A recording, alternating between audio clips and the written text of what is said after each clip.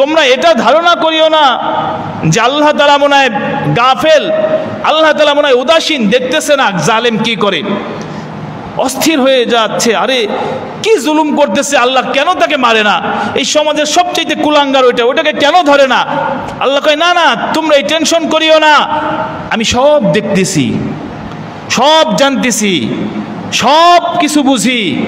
এরপরেও মুসলমান মার খায়, দিনদার লোক মার খায়, যারা সমাজে দেখা যাচ্ছে সবচেয়ে এলোমেলো করে তাদেরকেই মানুষ মর্যাদা দেয়, মর্যাদার আসনে বসায়।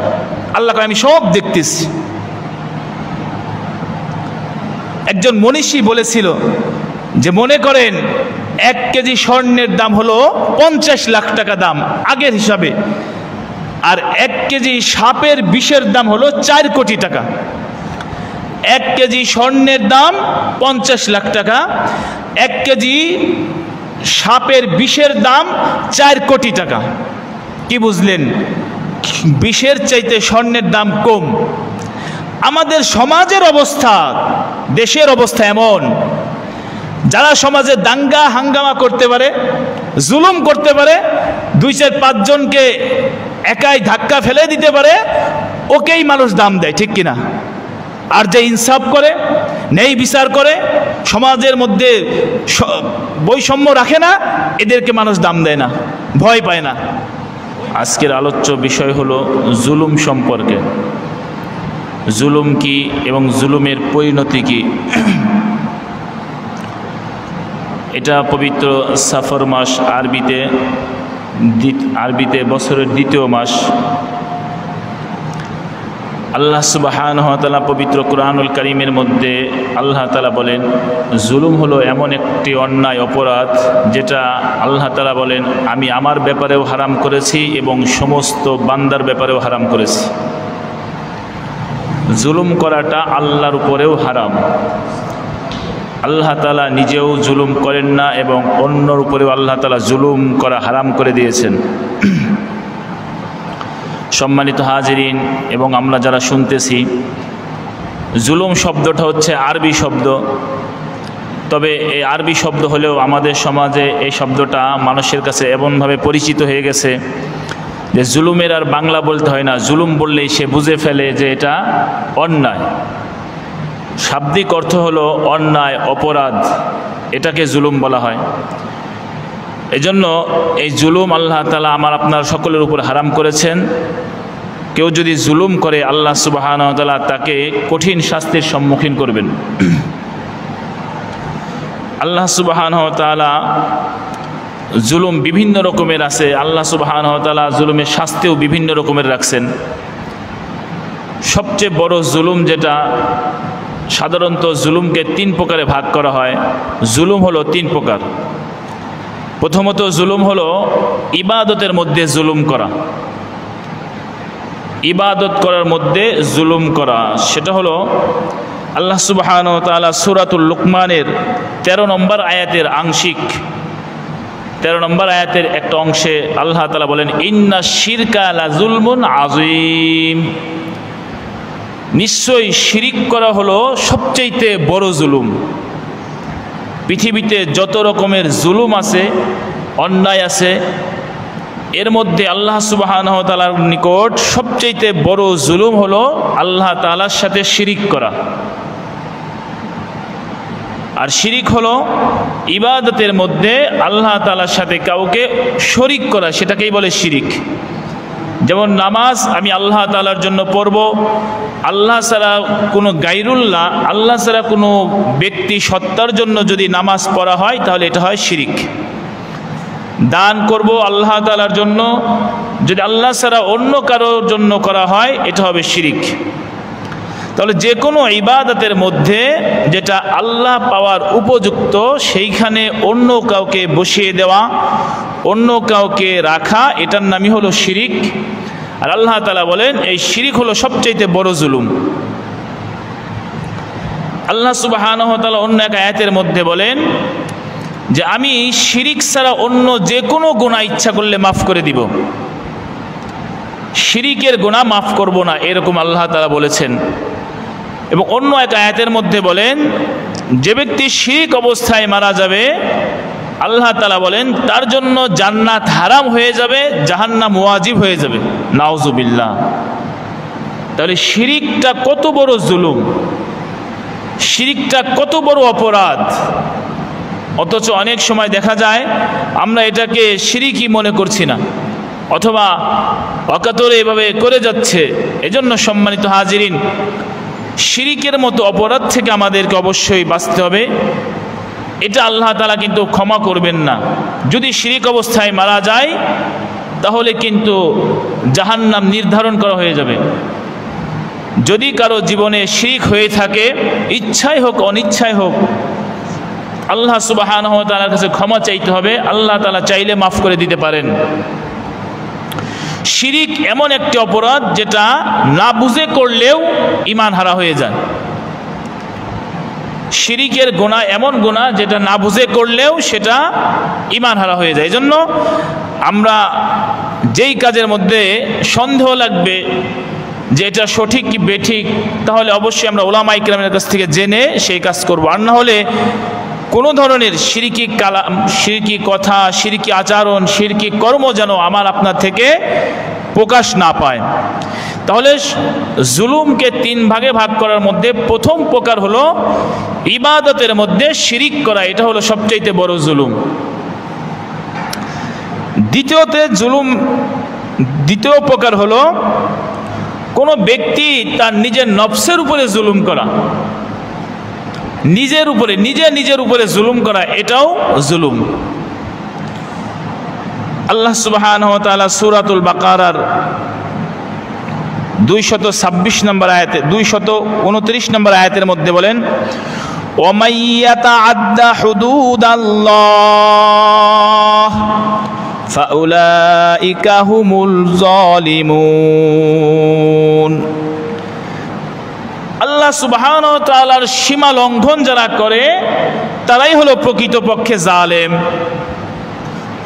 তাহলে এখানে উদ্দেশ্য হলো যে কোনো কাবিরা গুনাহ, কোনো ব্যক্তি যখন কাবিরা গুনাহ করবে সে তখন তার নিজের উপরে জুলুম করল।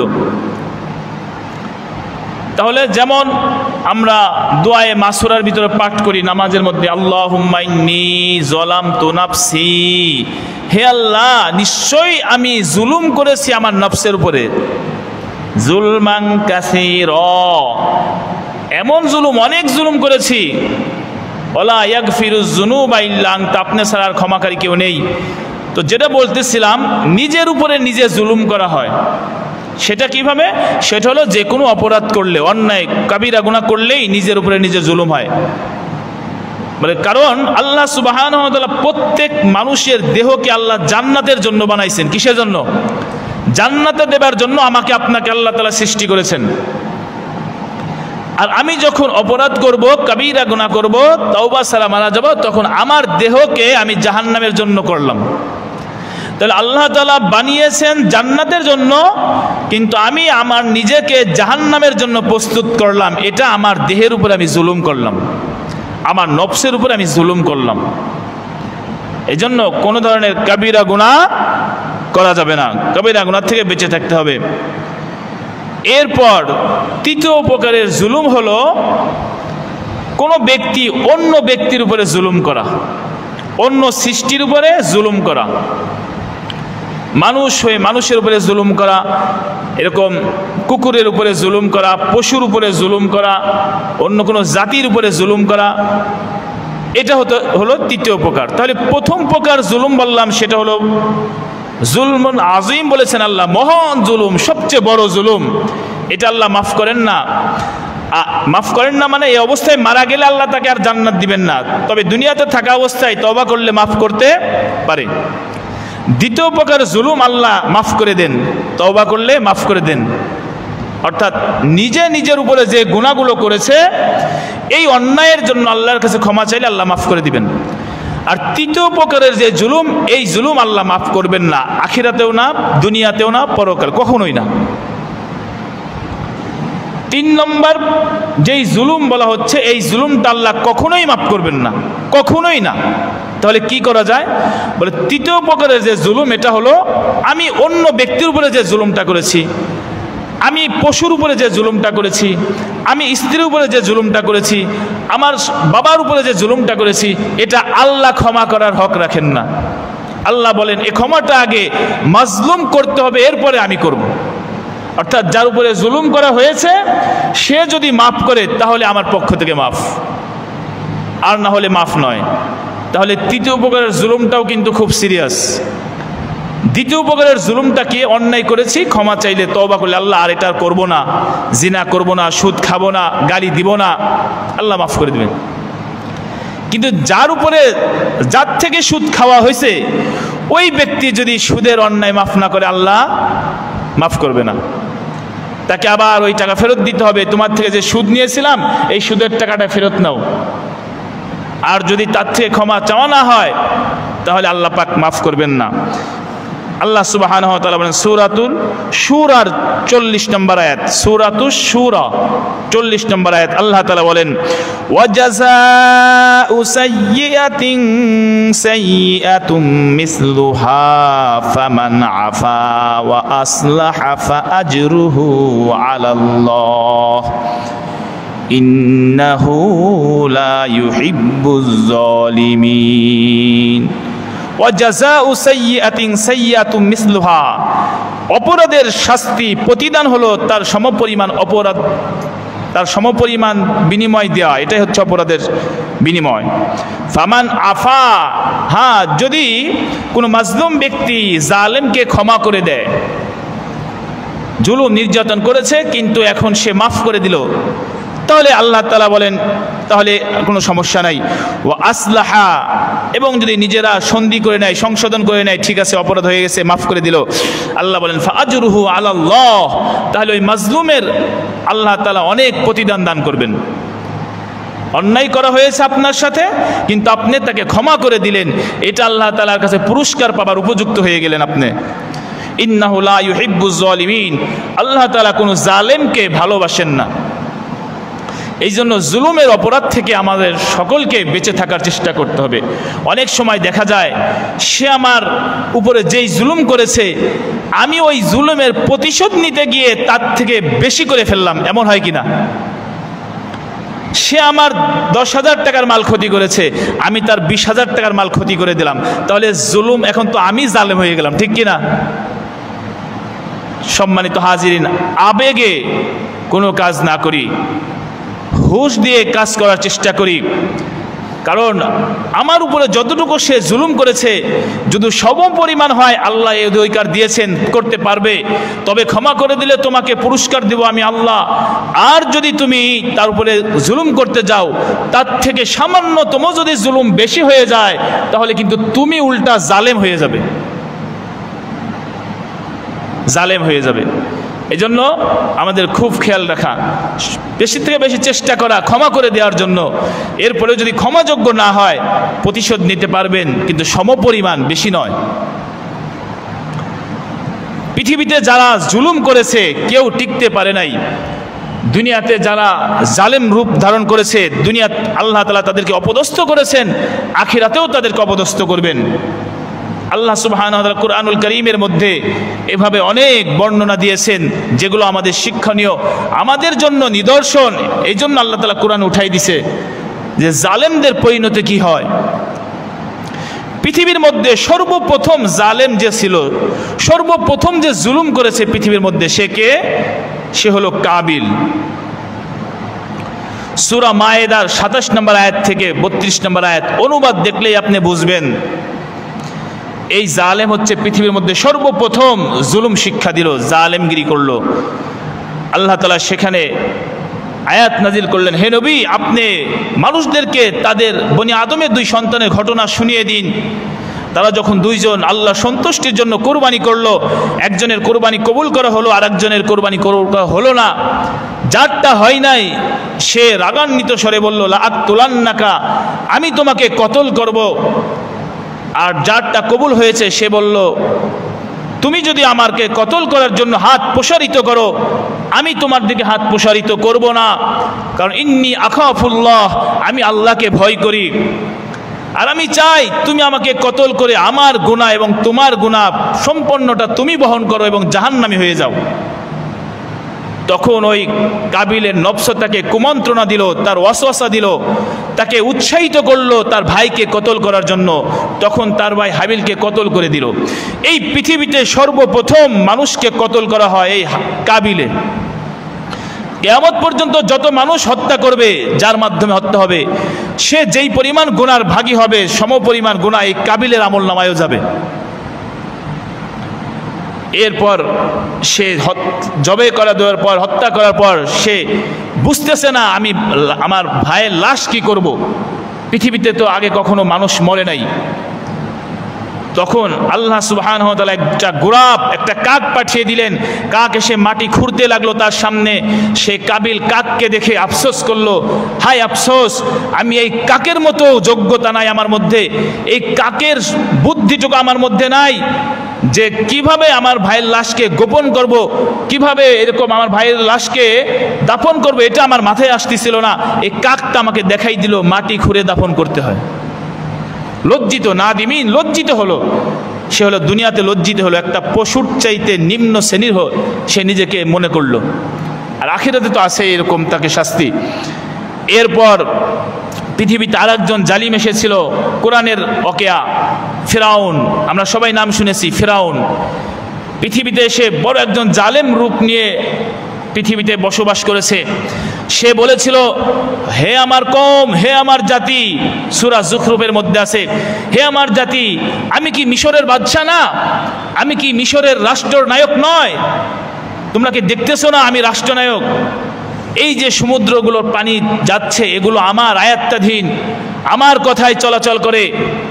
অতএব আনা রব্বুকুমুল আলা, আমি হচ্ছে সবচেয়ে বড় রব। নাউজুবিল্লাহ। সে রব দাবি করেছিল এই ফিরাউন। প্রত্যেকটা এরকম মানুষ তার ভয়ে তার তাবেদারি করেছে। আল্লাহ তাআলা ওই জাতিকেও জালেম বলেছে। যেই জাতি নাকি কোনো জুলুমকে স্বীকার করে জালেমের অনুসারী হয়, তারাও জালেম। কারণ যে জুলুম মেনে নিয়ে জালেমের অনুসরণ করে, সে যেন জালেমের সহযোগিতা করলো। আর জালেমের সহযোগিতা করার দরুন জালেম জুলুম করে যে অন্যায় হবে, যেই জাতি জালেমের সমর্থন করলো, তারাও সমপরিমাণ জালেমের গুনাহ ভাগী হবে। নাউজুবিল্লাহ। এরপর ফিরাউন এক পর্যায়ে আল্লাহ তাআলা যখন বললেন, আমি বানি ইসরাইলকে, সূরা ইউনূসের মধ্যে আছে 90 নম্বর আয়াতে, আমি বানি ইসরাইলকে সমুদ্র পার করিয়ে দিলাম। ফাতবাহুম ফিরাউন জুনুদহু, এরপর ফিরাউন আর তার সৈন্য সামন্ত তাদের অনুসরণ করতে লাগলো। তারা যখন অনুসরণ করা শুরু করলো, আমি পানিকে মিলিয়ে দিলাম। তারা যখন ডুবু ডুবু ভাব, ডুবিয়ে দেওয়ার পরে ফিরাউন ডুবু ডুবু অবস্থায় সে বলতেছে, আমানতু বিল্লাহ, আমি ঈমান আনতেছি ওই আল্লাহর উপরে যে আল্লাহর উপরে ঈমান এনেছিল বানি ইসরাইল। আল্লাহ তাআলা বললেন, ইতিপূর্বেই তো তুমি জালেম ছিলে, ইতিপূর্বেই তো তুমি ফিতনা ফাসাদ সৃষ্টিকারী ছিলে, অতএব তোমার এই কালিমা এখন কবুল করা হবে না। তবে একটা কাজ, তোমার শরীরকে, তোমার বডিকে আমি হেফাজত করে রাখবো।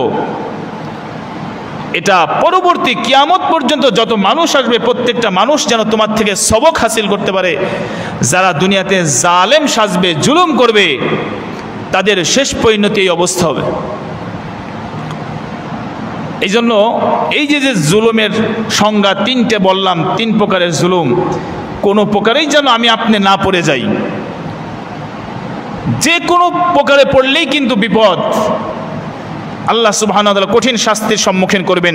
আল্লাহ তাআলা সূরাতুল মুমিনের 52 নম্বর আয়াতে বলেন, ইয়াউমা লা ইয়ানফাউয যালিমিনা মাযিরাতুহুম ওয়া লাহুমুল লানাতু ওয়া লাহুম সুউদ্দার।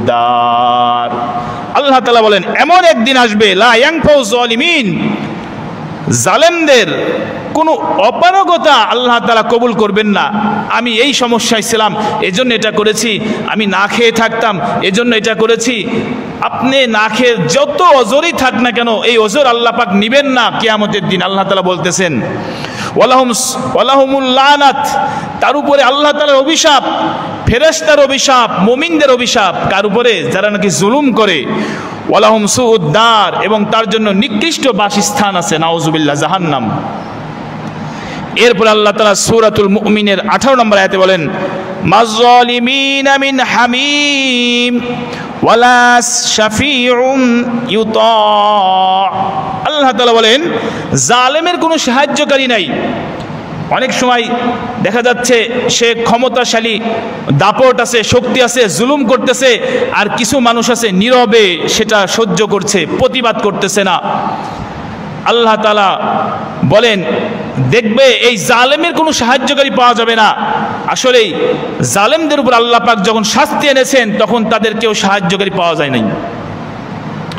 ফেরাউনকে যখন নদীতে ডুবানো হয়েছিল, আপনি চিন্তা করেন এই আয়াতের যদি ব্যাখ্যা দেখেন, বলুন তো ফেরাউনের ক্ষমতা তখন কি বাতিল ছিল নাকি ক্ষমতা থাকা অবস্থায় করা হয়েছে? ফেরাউনের ক্ষমতা থাকা অবস্থায় পানিতে ডুবাইছে। বলুন তো ফেরাউনের একা ডুবাইছে না সশস্ত্র বাহিনী সহ ডুবাইছে? সশস্ত্র বাহিনী সহ ডুবাইছে। কই পারল না সশস্ত্র বাহিনী তাকে হেফাজত করতে? কই পারল না তার রাষ্ট্র ক্ষমতা তাকে হেফাজত করতে? বলে জালেমের যখন আল্লাহ পাক শাস্তি দিতে থাকেন, আল্লাহ পাক বলেন কোনো নাসির, কোনো হামিম, কোনো বন্ধু, কোনো সাহায্যকারী পাওয়া যাবে না।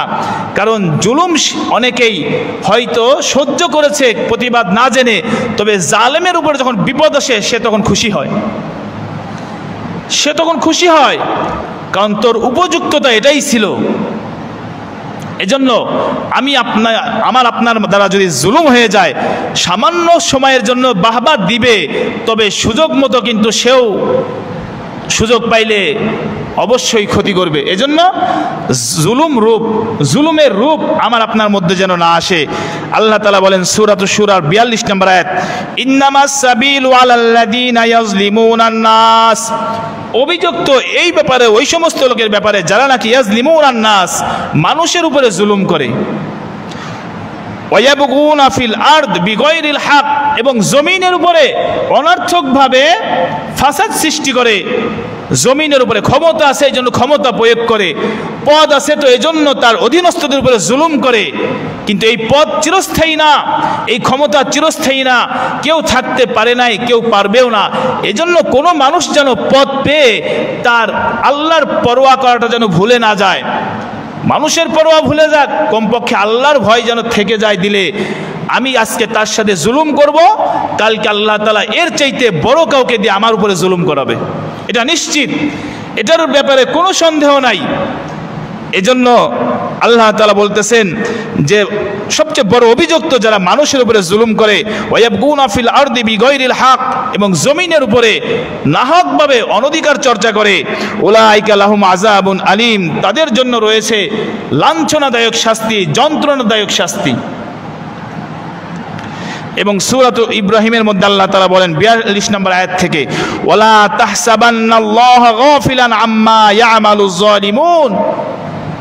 তোমরা এটা ধারণা করিও না যে আল্লাহ তাআলা মনে হয় গাফেল, আল্লাহ তাআলা মনে হয় উদাসীন, দেখতেছে না জালেম কি করে, অস্থির হয়ে যাচ্ছে, আরে কি জুলুম করতেছে, আল্লাহ কেন তাকে মারে না, এই সমাজের সবচেয়ে কুলাঙ্গার ওটাকে কেন ধরে না। আল্লাহ কয় না না, তোমরা এই টেনশন করিও না, আমি সব দেখতেছি, সব জানতেছি, সব কিছু বুঝি। এরপরেও মুসলমান মার খায়, দিনদার লোক মার খায়, যারা সমাজে দেখা যাচ্ছে সবচেয়ে এলোমেলো করে তাদেরকেই মানুষ মর্যাদা দেয়, মর্যাদার আসনে বসায়। আল্লাহ কয় আমি সব দেখতেছি। একজন মনীষী বলেছিল যে মনে করেন 1 কেজি স্বর্ণের দাম হলো 50 লাখ টাকা দাম আগের হিসাবে, আর 1 কেজি সাপের বিষের দাম হলো 4 কোটি টাকা। 1 কেজি স্বর্ণের দাম 50 লাখ টাকা, 1 কেজি সাপের বিষের দাম 4 কোটি টাকা। কি বুঝলেন?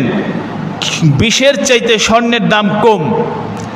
আমাদের সমাজের অবস্থা, দেশের অবস্থা এমন, যারা সমাজে দাঙ্গা হাঙ্গামা করতে পারে, জুলুম করতে পারে, 2-4-5 জনকে একাই ধাক্কা ফেলে দিতে পারে, ওকেই মানুষ দাম দেয়, ঠিক কিনা? আর যে ইনসাফ করে, ন্যায় বিচার করে, সমাজের মধ্যে বৈষম্য রাখে না, এদেরকে মানুষ দাম দেয় না, ভয় পায় না। ওই মনীষী দুঃখে পড়ে এই কথাটা বলেছিল, স্বর্ণ যদিও ভালো জিনিস, দাম কমে গেছে, দাম কম। সাপের বিষ খারাপ, কিন্তু ওটার দাম দ্বিগুণ বেড়ে গেছে। আমাদের অবস্থা হয়েছে তাই। যারা দিনদার, পরহেজগার, আল্লাহর সাথে সম্পর্ক, 5 ওয়াক্ত নামাজ পড়ে দিনের পথে চলে, তাদের কোনো দাম নেই, তাদের কোনো পদ নেই, তাদেরকে কেউ ডাকে না। আর যারা দেখে খুন করতে পারে, জবাই করে দিতে পারে, গুলি করতে পারে, এদেরকে সমাজে বড় বড় জায়গায় বসিয়ে দেয়। আল্লাহ তাআলা আমাদের বোঝার তৌফিক দান করুক। এরপর আল্লাহ তাআলা বলেন, ইন্নামা ইউআখিরুহুম, আমি যারা জুলুম করে এরপরেও তাদেরকে অবকাশ দিচ্ছি। কেন জানো? ইন্নামা ইউআখিরুহুম, আমি তাদেরকে ঢিল দিচ্ছি, আরো করো, আরো করো। এরপর আল্লাহ তাআলা বলেন, লিয়াউমিন তাশখাসু ফীহিল আবসার, ওর হায়াত শেষ হওয়া পর্যন্ত অবকাশ দিব। শুধু অন্যায় করো, অবিচার করো, জুলুম করো। মুহতিঈনা মুকনিঈ রুউসিহিম, এরা কিয়ামতের দিন তাদের মাথাকে উপর দিকে ঊর্ধ্বমুখী করে হাঁটবে। তাদের চোখ লা ইয়ারতাদ্দু ইলাইহিম তারফুহুম, তাদের চক্ষু নিম্নগামী হবে না, ফেরত আসবে না, যারা নাকি জুলুম করেছে দুনিয়াতে। ওয়া আফইদাতুহুম হাওয়া, এবং তাদের নফসের মধ্যে শূন্যতা করে দিবে, অর্থাৎ কোনো হিদায়াতের জ্ঞান তাদের দিলের মধ্যে থাকবে না, মাথায় থাকবে না। তারা চাবে আমি কিভাবে বাঁচতে পারি, আমার ক্ষমতা কিভাবে টেকে, আমার পদ কিভাবে টিকানো যায়, আমার ব্যক্তি স্বার্থ টিকানো যায়, এই চিন্তা করবে। তাদের জেহেনে এটা ঢুকিয়ে দেওয়া হবে। ওয়াংজিরিন নাসা ইয়াউমা ইয়াতিহিমুল আযাব, হে নবী আপনি মানুষদেরকে এ কথার সংবাদ দিন, সতর্ক করুন আযাবের, শাস্তির। ফায়াকুলুল্লাযীনা যালামু রব্বানা আখিরনা ইলা আজালিন করিব, যখন এই জালেমদের উপরে শাস্তি আসবে তখন তারা কি বলে? আল্লাহ আপনি আমাকে সুযোগ দেন, একটু সময় দেন।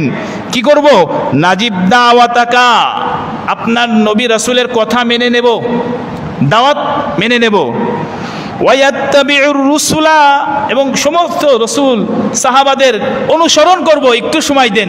সারা জীবন তো করলামই, সারা জীবন সুদ, ঘুষ, রাহাজানির সাথে সম্পর্ক, শেষ জীবনে এসে উমরা করতে যায়, হজ করতে যায়। কাবা শরীফে হজ না, কাবা শরীফে যদি কবরও হয় ওর মাফ করা হবে না যদি কোনো ব্যক্তির উপরে তার জুলুম থাকে।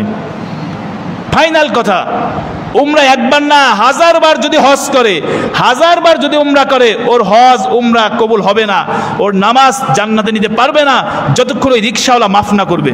কারণ ভাড়া ছিল 10 টাকা, জোর করে দিছে 5 টাকা। ওজন দিতে কিনছে 1 কেজি বেচছে, কিন্তু 3 পোয়া বিক্রি করে বলছে 1 কেজি বেচছি। ওই বিক্রেতা ক্রেতার কাছ থেকে যতদিন সে ক্ষমা না পাবে, কারো ক্ষমতা নাই তাকে জান্নাতে দেওয়ার। কোনো হজ, নামাজ, রোজা কিছু পারবে না তাকে জান্নাতে দিতে। তাহলে কিসের উমরা, কিসের হজ? টাকা কোথার থেকে আসলো? অবৈধ টাকা দিয়ে কি করব? সম্মানিত হাজির, এরপর আল্লাহ তাআলা বলেন, আওয়ালাম তাকুনু আকসামতুম মিন ক্বাবলু, আরে তুমি এখন বলতেছো আমারে সুযোগ দেন, ভালো হয়ে যাব। তুমি তো ইতিপূর্বে কতবার কসম খাইছো, কতবার ওয়াদা দিছো, না না আমি আর এরকম করব না, আপনারা আমার সব সমর্থন করেন, আমি আর এরকম করব না। আল্লাহ পাক বলে কতবার কসম খাইছো ভালো হয়ে যাব, ভালো হয়ে যাব, ভালো হয়ে যাব। কই ইতিপূর্বে অনেকবার করেছো। মা লাকুম মিন জাওয়াল, কোনো পরিবর্তন তো হয় নাই, কোনো পরিবর্তন হয় না, এই জন্য আর শেষ সুযোগ দেওয়া হবে না। এই জন্য সম্মানিত হাজিরিন, আমরা জুলুম থেকে বেঁচে থাকার চেষ্টা করব, মাজলুম হব। যদি কখনো আমাদের উপর কেউ জুলুম করে, মাজলুম হব, জালেম হব না। আমাকে একটা আঘাত করছে, আমি চেষ্টা করব তার থেকে কম দেবার বা হজম করার, আমি তার উপরে জালেম হব না। যদি আমি তার উপরে জুলুম করি তাহলে তো সমান সমানই হয়ে গেল। আপনি এর মারলেন, উনি আপনারে মারলো, তাহলে আর ভালো কে এখানে? সে একই তো হয়ে গেল। আল্লাহ নবী বাইহাকী শরীফের মধ্যে হাদিসে আল্লাহ নবী বলেন, আলা আলা তাজলিমু আলা আলা ইয়াহিল্লু মালুল ইমরিন ইল্লা বিতিবি নাফসি মিনহু, সতর্ক থেকো, সতর্ক থেকো, কারো সম্পদ তার সন্তুষ্টি ছাড়া তোমার জন্য হালাল নয়। কারো সম্পদ, কারো থেকে কোনো সম্পদ নিবে, এই সম্পদের মালিক যদি সন্তুষ্ট চিত্তে না দেয় তাহলে এটা হালাল হবে না। আর আমরা তো লুটপাট করে ফেলতেছি, আমরা তো জোর করে নিয়ে নিচ্ছি। সে ইচ্ছাকৃতভাবে খুশি মনে না দিলে আমার নেওয়া বৈধ হবে না, আর আমি তাকটা জোর করে নিচ্ছি, তাহলে এটা কেমনে বৈধ হবে? বাইহাকী শরীফের মধ্যে আছে, রাসূল বলেন, মান মাশা মা যালিমিন লিউকাউইয়াহু, যে ব্যক্তি কোনো জালেমের সাথে হাত মিলাবে, জালেমের সাথে চলবে, কেন? লিউকাউইয়াহু, তাকে শক্তিশালী করার জন্য। ও একা গেলে তো পারবে না, চল আমরা সবাই মিলে যাই, তিনজন মিলে যাই। জালেমের সাথে সহযোগিতা যে করছে, ওহুয়া ইয়ালামু আন্নাহু যালিমুন, আল্লাহর নবী বলেন সেও জালেম। ফাকাদ খরাজা মিনাল ইসলাম, এই জুলুম করার কারণে তারা ইসলাম থেকে বের হয়ে গেল।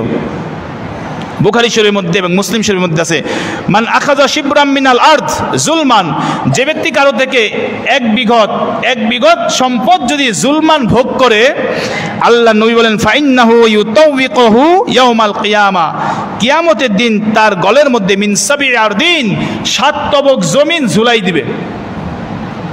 এক বিঘত সম্পদ যদি কারো থেকে জুলমান কেউ ভোগ করে, আল্লাহ পাক কিয়ামতের দিন 7 তবক জমিন তার উপরে ঝুলাই দিবে। এরপর আল্লাহর নবী বলেন উনসুর আখাকা যালিমান আও মাজলুমান, ও আমার উম্মত তোমরা জালেমকে এবং মাজলুমকে সাহায্য করো। সাহাবায়ে কেরামরা বললেন ইয়া রাসূলুল্লাহ, মাজলুমকে সাহায্য করব এটা তো বুঝে আসে, যেহেতু সে অত্যাচারিত, সে অসহায়, কিন্তু যিনি জুলুম করতেছে তাকে সাহায্য করব কেমনে? আল্লাহর নবী বললেন যিনি জুলুম করে তার হাতকে ধরে ফেলো, তার জুলুমকে প্রতিরোধ করো, তার জুলুমের প্রতিবাদ করো। এটা হলো জালেমের সাহায্য করা। কারণ তাকে যতবার জুলুম করতে দিবেন ততবার সে অন্যায় হবে, তার গুনাহ বেড়ে যাবে। তার জুলুম থেকে বাধা প্রদান করেন, এটা জালেমেরও সাহায্য করা হলো। এই জন্য আমাদের এই সিফতগুলো আসা লাগবে, জালেম মাজলুম দুজনকে সাহায্য করা। যারা জুলুম করেছে, যারা জালেম জুলুম করছে তাদেরকে বোঝানো এটা অন্যায়, অপরাধ, এভাবে করিও না। আর যারা মাজলুম তাদেরকে এরকম সহানুভূতি দেখানো, তাদেরকে সহযোগিতা করা, দুনো পক্ষেই সাহায্য করা আমাদের উচিত।